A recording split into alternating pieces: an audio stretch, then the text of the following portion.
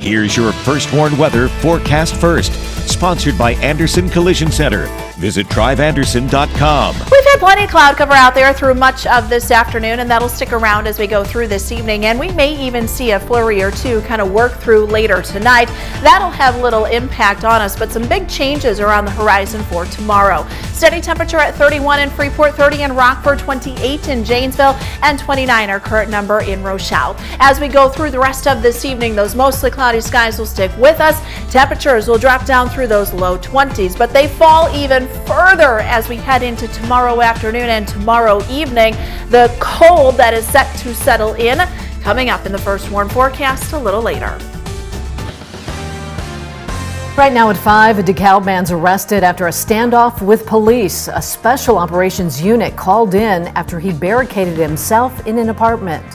Police working to better interact with people on the autism spectrum, how they're getting new training due to a new law that's making it happen.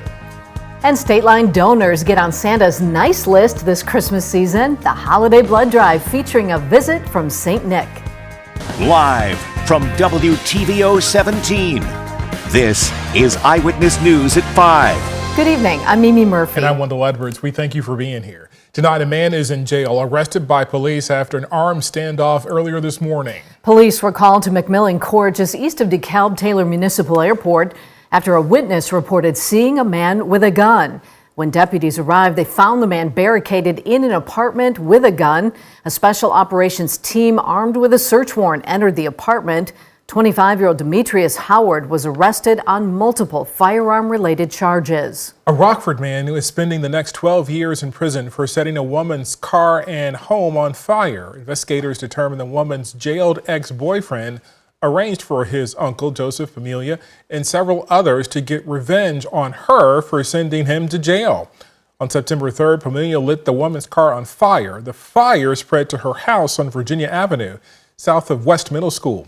Pumilia pleaded guilty to the charge and has been sentenced again to 12 years in prison for arson-related charges. Hundreds of new laws are set to go into effect in Illinois on New Year's Day, and one aims to help police better interact with people on the autism spectrum. Our Blake Dietz spoke to advocates today. He joins us now live in the studio. So, Blake, what is this new law and how do supporters hope it will help? Yeah, Mimi, Wendell, from being nonverbal to easily agitated, autism can present in many ways.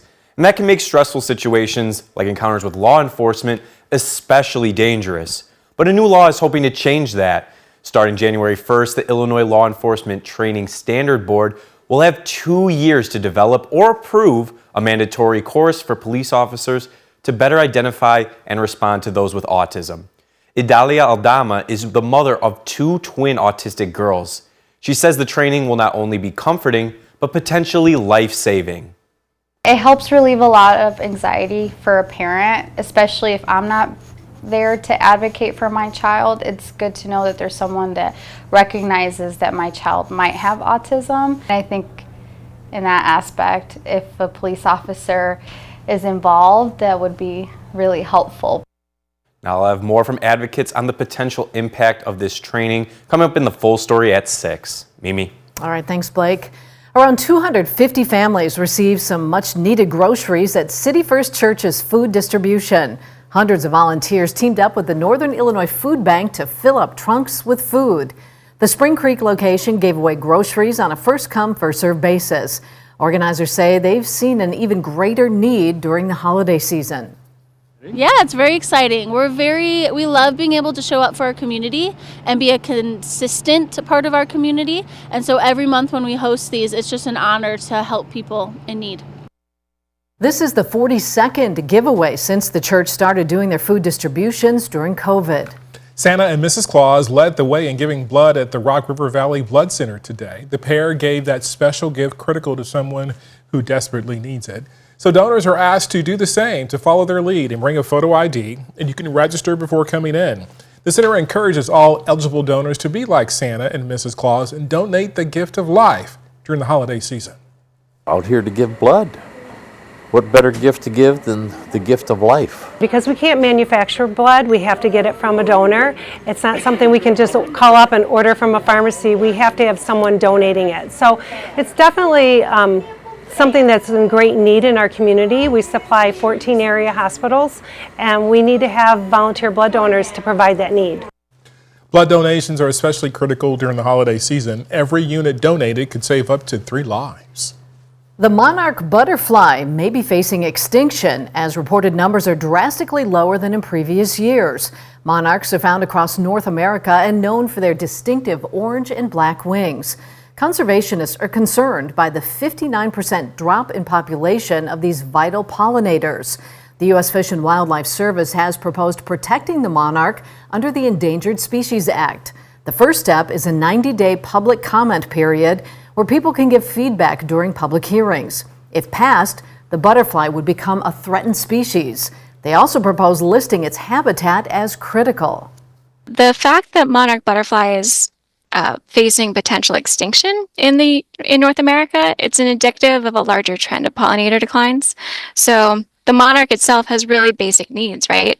It needs some wildflowers scattered across the landscape as a food source, and it also needs milkweed for its caterpillars.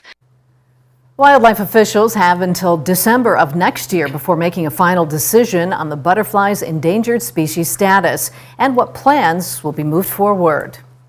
We held a telethon last week with the Illinois Treasurer's Office, helping you receive any unclaimed money or property. And now we have some new numbers in of just how much money was given back, your money. More than 1,100 viewers filed a claim for their unclaimed money or property from the state. That added up to more than $580,000. Now, if you called in and were helped during the telethon, you still have to follow through with the Treasurer's Office to receive your money. To follow through or still check to see if you have any unclaimed money, you can visit the State Treasurer's website. At Eyewitness News, we're recognizing remarkable women in our community, and we need your help. Nominations are open. We're looking for remarkable women who make a difference in self-achievement, community contribution, and family impact. Just take out your phone and scan the flow code on your screen, or you can click on the community tab on our website, mystateline.com, to submit their remarkable story. After the break, murder charges filed against the suspected shooter of a healthcare CEO. The 26-year-old suspect appearing in court today as officials work to extradite him back to New York. And coming up tonight at 6, President-elect Trump's pick for defense secretaries gaining momentum. Senators on Capitol Hill rally support before his confirmation hearing. Not quite as warm as what we've been the last few days, but our temperature this afternoon made it to 35. Those numbers will feel drastically different going into tomorrow, but the cold doesn't last when we see the numbers rise back up coming up in the first warn forecast. You're watching Eyewitness News, your home team, with Mimi Murphy, Wendell Edwards, Scott Leber, and Chief Meteorologist Candace King. Tonight, thousands of people are still evacuated from their homes as firefighters battle wildfires in Southern California. The Franklin fire broke out in Malibu late last night. It's being fueled by winds up to 65 miles per hour, which are expected to last into tomorrow. Officials say over 8,000 homes are under threat. Students at Pepperdine University were forced to evacuate or shelter in place. That order has since been lifted. Over 40,000 people have had their power shut off since strong winds can damage electrical equipment, sparking additional fires. Officials still don't know what started the fire.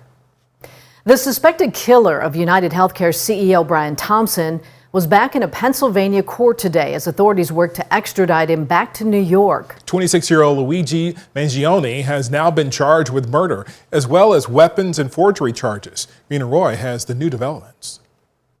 26-year-old murder suspect Luigi Mangione is struggling with police officers as he was brought to a Pennsylvania court today for an extradition hearing, yelling out to the cameras. I'm completely out of touch, and it's an insult to the intelligence of the American people. He faces murder charges in the shooting death of United Healthcare CEO Brian Thompson. According to the New York arrest warrant, Mangione had written admissions about the crime with him when he was arrested at a McDonald's in Altoona, Pennsylvania Monday. We're learning Mangione considered the killing to be a symbolic takedown of United Healthcare over perceived corruption and, quote, power games, according to a confidential assessment of the crime described to ABC News by the NYPD Intelligence Bureau. The assessment is based in part on the suspect's writings. Mangione allegedly described himself as the first to face United Healthcare with such brutal honesty. Mangione's former roommate says he never spoke about violence. He was absolutely a not violent person. As far as I could tell. Sources tell us Mangione also wrote these parasites had it coming, and I do apologize for any strife and trauma, but it had to be done. Authorities now working to piece together his movements over the last 6 days, asking for the public's help in tracing his steps. The Altoona Police Department saying they're now facing threats in this case that's garnered widespread attention on social media. This is clearly a very polarized case. We have received some threats against our officers in the building here. We've started investigating some threats against some citizens in our community. There's also concerns about threats against healthcare executives and their families. A Colorado law enforcement bulletin obtained by ABC News warns this killing could be used as messaging and propaganda aimed at others who are unhappy with the insurance industry. Rena Roy, ABC News, New York. Well, here in the state line, after 3 days of temperatures in the 50s, it's going to feel a lot more like winter. A lot. Colder temperatures or colder air could bring some snow chances. Candace King will let us know what we can expect. Her full forecast is next.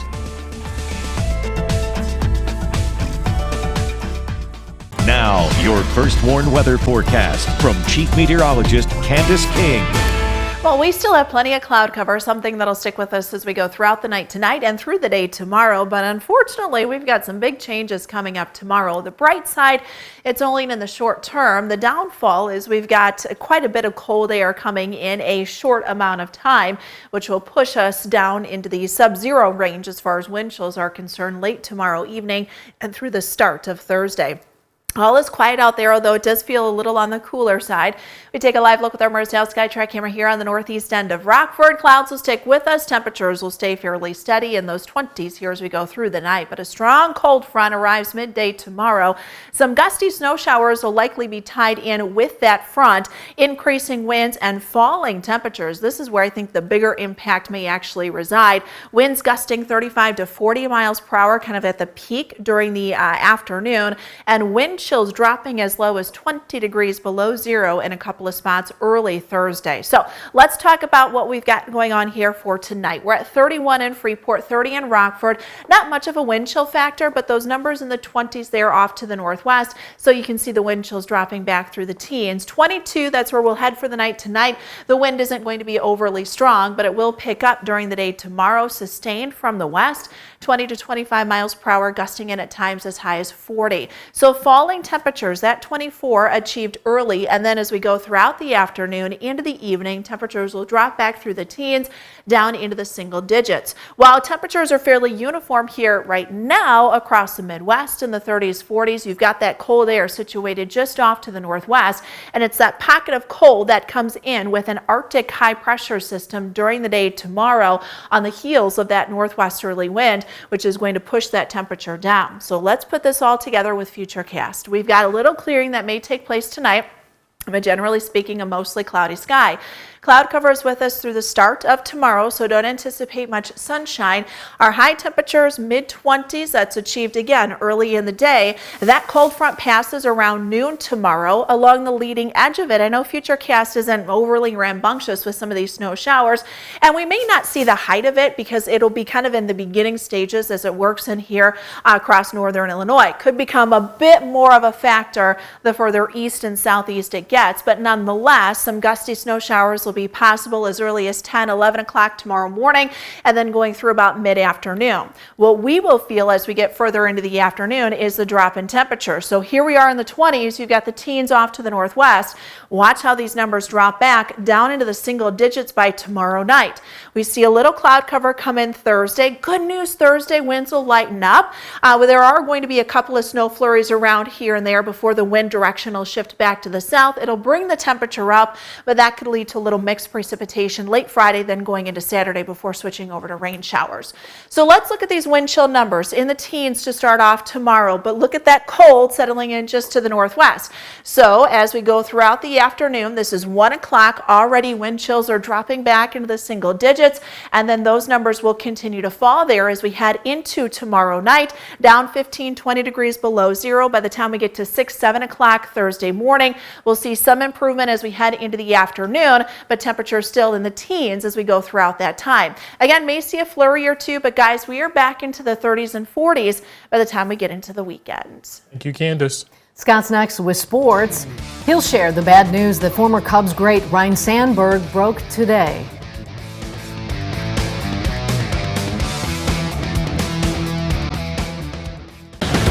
Now sports with sports director Scott Lever. Rough times are back for former Cubs star Ryne Sandberg. He revealed today on Instagram that his prostate cancer has returned and it has spread to other areas of his body. Rhino first learned he had cancer last December. He went through several months of treatment, and in August he was declared to be cancer-free. But now, of course, that's all changed. Sandberg says he'll start undergoing more intense treatments. He said in his Instagram post that he continues to be positive and strong, and he will fight to beat this.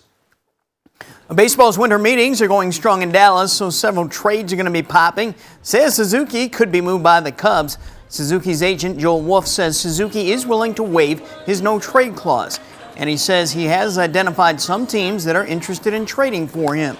The Cubs could clear some salary and open a spot for one of their young prospects by dealing Suzuki.